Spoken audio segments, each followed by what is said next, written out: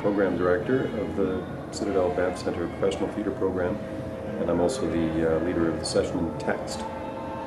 I think a couple of reasons. One is this is the 4th year that I've been involved, and I feel like practice makes perfect, and there's a real sense of, I think, what we've learned accumulating into something that's very focused. You know, it's always a challenge to figure out exactly what you can accomplish in a given amount of time. And I feel like we've all come to a place of really, really good understanding about exactly what we can accomplish and maximizing the time that we have. I also feel like they're a fantastic group. They're a group that is very similar in their skill set, and they're very similar in terms of the way that they approach the theatre, so you don't ever feel like you're having to say one thing for one group of people and another thing for another group of people. They all get it, they all want to get it, and they're all interested in breaking it down into the components. They're not jumping ahead of what the exercise is. They're acknowledging that at some point soon they will be in rehearsal and they will be making rehearsal choices, and that everything that we're doing here is not that you leave your homework at home. You do your homework. These are all homework exercises.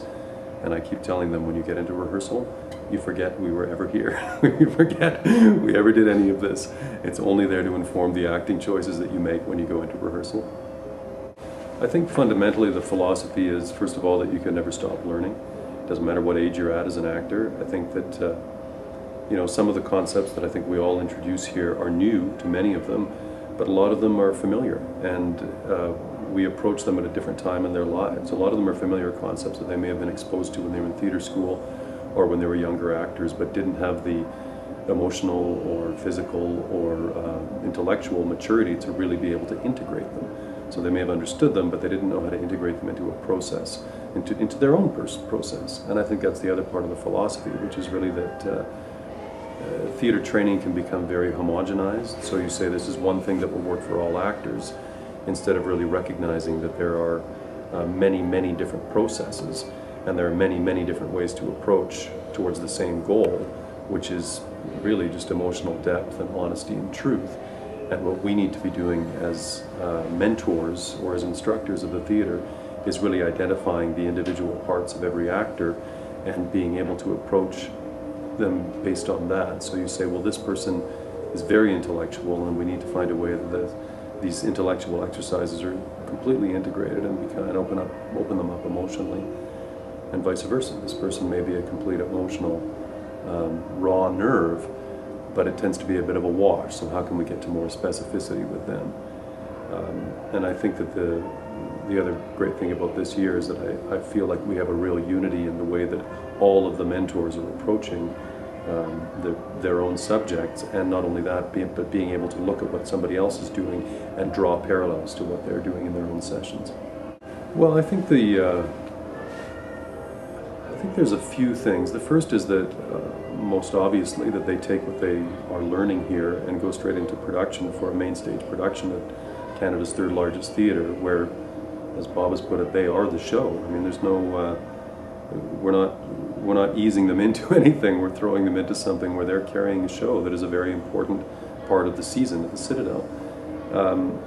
I also think that the philosophy is very grounded in their professional careers. The philosophy is very grounded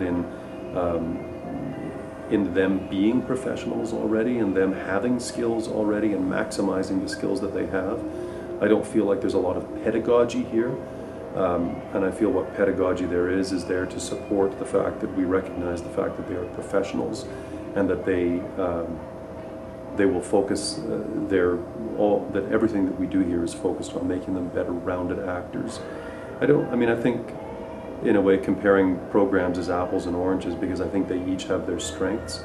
And I don't know enough really about the other programs to say this, we do this better, we do this worse. But what I would say is that we have a real confidence about what we're doing, that we put together a tremendous ensemble, that these people are really, the work that we've done over the last few years to make sure that the people who come here are a really integrated group, and the work that we do here to keep them as an integrated group. And I also think that we're empowering to them. I think we are empowering to them as an ensemble, but I also think we're very empowering to them in their careers. We're not breaking them down. We're not telling them they don't know things. We're saying, you know things, let's refine that process, or you know things, let's add to that process. And given the feedback that we've had over the last few years, I think it's very apparent that what we've been able to do in this program is really empower actors to feel more confident about their careers, to feel more confident about their ability, to feel more confident about their choices, and that they are able to take that and spread like a wonderful virus, as it were, a positive virus, and that they will never ever approach another rehearsal process or another production or another ensemble in the way that they did before they came here. Well, like Bob, I was a student in Banff in the drama program in 1986, and when I was a young actor, I was a very intellectual actor. I would absorb everything. And I think what has made me a better teacher is that I did absorb everything. I didn't judge. I didn't, whether it was a fantastic process or a not so fantastic process, from the beginning of my career in theater school, I never dismissed anything. I didn't say, oh, this is useless. I said, okay, this isn't maybe as helpful to most people, but what can I get out of it? And I think that the foundation of my belief about teaching theater is that there's always something to be gained from anything, from a class, from a project, from a production, from another actor, and that you should always be focusing on your ability to improve your own process. And then the intellectualism that I had when I was approaching theater initially, I think it made me smart about the theater. It didn't make me a good actor when I was younger. I think as I got older, and I had a little more life experience, I think I became a better actor because I realized how to emotionally invest a little bit better in what I was doing, and the fact that I was able to approach it intellectually and able to analyze a text, able to understand textual exercises in a way that they would help me integrate into my own process.